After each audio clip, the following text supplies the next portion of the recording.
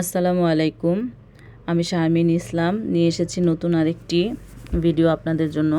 আজকে আমি টাটকিনা মাছ ভুনা করব। এখানে আমি টাটকিনা মাছ পরিষ্কার করে ধুয়ে নিয়েছি। টাটকিনা মাছ ভুনা করতে আমাদের লাগবে পেঁয়াজ কুচি। আমি এখানে 1 কাপের মতো পেঁয়াজ কুচি নিয়েছি। এখানে হলুদ, ধনিয়া আর মরিচের গুঁড়া আমি একসাথে নিয়ে নিয়েছি। আমি মাছের তরকারিতে একটু রসুন পেস্ট দিই, সেটা নিয়েছি। আর রান্নার জন্য সাদা তেল বা সয়াবিন যেটা বলেন, আর আমার একটু লাগবে ধনিয়া কুচি। এই সামান্য উপকরণ দিয়েই আমি আজকে আপনাদের জন্য মাছটা ভুনা করে দেখাবো। প্রথমে আমি মাছের মধ্যে লবণ আর সামান্য একটু হলুদ দিব। হলুদের গুঁড়া আর লবণ দিয়ে আমি মাছটাকে ভেজে নিব। আমি লবণ আর হলুদের গুঁড়া দিয়ে মাছটাকে মেখে নিচ্ছি। ভালো করে লবণ আর হলুদের গুঁড়াটা মিশিয়ে মাছটা আমি ভাজার জন্য ম্যারিনেট করছি। সামান্য একটু লবণ আর হলুদের গুঁড়ি, এখানে আমার কিছু ব্যবহার করিনি, শুধু লবণ আর হলুদের গুঁড়ি দিয়েই আমি মাছটাকে ম্যারিনেট করেছি।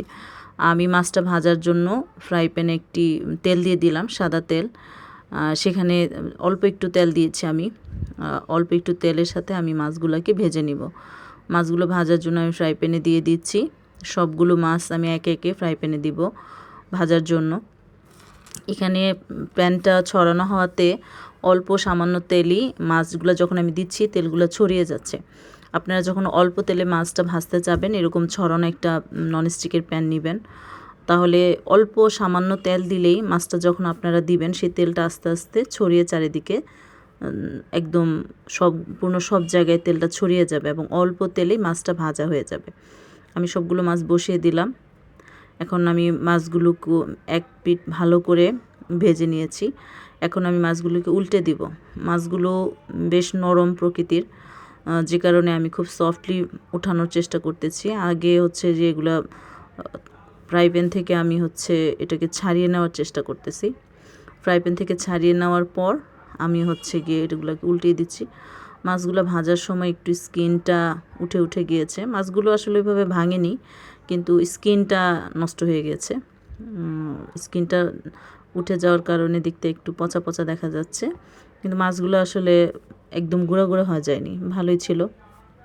আমি ফ্রাই প্যানটার সাথে যেহেতু একটু লেগে লেগে যাচ্ছিলো, চেষ্টা করছি যে সবগুলো মাছ আস্তে আস্তে করে উল্টে দিতে। আমার এখানে সবগুলো মাছ উল্টানো হয়ে গিয়েছে। আমি এখন অপর পিঠটা মাছ ভালো করে ভেজে নিব। অল্প তেলেই আমি মাছগুলোকে সুন্দর করে ভেজে নেওয়ার চেষ্টা করতেছি। আমি সবগুলো মাছ উল্টে দিয়েছি। এখন আমি মাছগুলোকে ভালো করে ভেজে নেব। আমার সবগুলো মাছ ভাজা শেষ। এখন আমি কড়াই বসিয়ে নিয়েছি। কড়াইয়ের মধ্যে অল্প একটু তেল দিয়ে দিব। আমি যে রান্নার জন্য তেলটা রেখেছিলাম, সয়াবিন বা সাদা তেল, এই অল্প একটু তেল আমি কড়াইতে দিয়ে দিলাম। তেলটা গরম হয়ে গিয়েছে। তেলটা গরম হয়ে গেলে আমি কেটে রাখা পেঁয়াজ কুচিটা দিয়ে দিব। পেঁয়াজ কুচিটা আমি অল্প অল্প করে নেড়ে নেড়ে ভেজে নিব।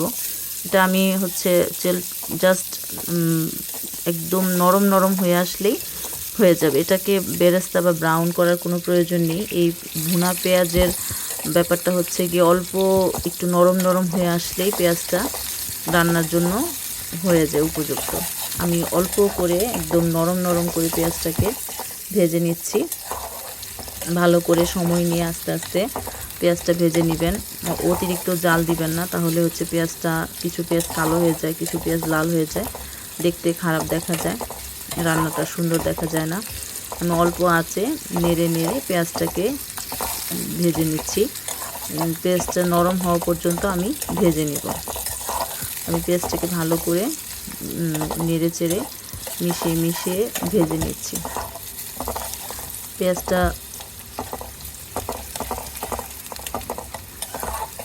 পেঁয়াজটা ভাজা ভালো করে, আমি যেহেতু এটা ব্রাউন করব না, অল্প আছে আস্তে আস্তে ভেজে নিচ্ছি। এখন আমি দিয়ে দিব রসুন বাটা। পেঁয়াজটা ভালো হয়ে গেছে সুন্দর করে। এখন এটার মধ্যে আমি অল্প একটু রসুন বাটা দিয়ে দিব। 1 চামচের চাইতে একটু কমই ব্যবহার করেছি আমি রসুন বাটা। আমরা মাছের তরকারিতে একটু রসুন বাটা দিই, মাছের সাথে রসুনটা খুব ভালো যায়। রসুন বাটাটা আমি ভালো করে পেঁয়াজের সাথে একটু ভেজে নিব। রসুনের কাঁচা গন্ধটা চলে যাওয়া পর্যন্ত ভেজে নেব। এরপর রেখে আমি যে মশলাগুলো রেখেছিলাম, হলুদের গুঁড়া, ধনিয়ার গুঁড়া আর মরিচের গুঁড়া, সবগুলো আমি অল্প একটু পানির সাথে গুলিয়ে মশলাটা, কষানো মশলাটার মধ্যে রসুন আর পেঁয়াজের যে মিশ্রণটা ছিল ওটার মধ্যে আমি দিয়ে দিলাম। এখন এটা আস্তে আস্তে ভাজা ভাজা হবে এবং আমরা ততক্ষণই কষাবো, তেলটা উপরে ভেসে আসার আগ পর্যন্ত, উঠে আসার আগ পর্যন্ত আমরা এটা ভালো করে কষিয়ে নিব। রান্নায় আমি খুব সামান্য তেল ব্যবহার করেছি, খুব যে একটা উপরে তেল ভেসে আসবে তা না। আমি এখানে একটু লবণ দিয়ে দিই, হলুদ, মরিচ আর ধনিয়ার গুঁড়ার সাথে আমি লবণ দিতে তখন মিক্স করেছিলাম, এটা আমি এখন দিয়ে দিলাম।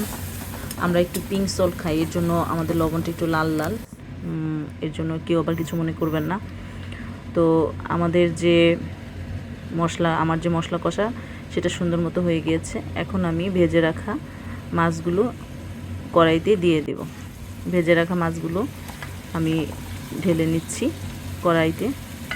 সবগুলো মাছ আমি কড়াইতে দিয়ে দিলাম।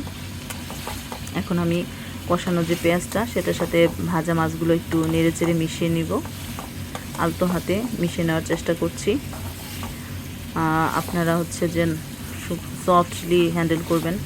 মাছগুলা ভাজার সময় স্কিনটা কেমন উঠে উঠে গিয়েছিল, এজন্য আলতো করে আমি ভালো করে কষিয়ে নিচ্ছি। এটা এখান থেকে পেঁয়াজ থেকে একটু পানি উঠেছে, আর মাছটা পেঁয়াজের সাথে মিশে যাওয়ার জন্য আমি নেড়ে চেড়ে দিচ্ছি।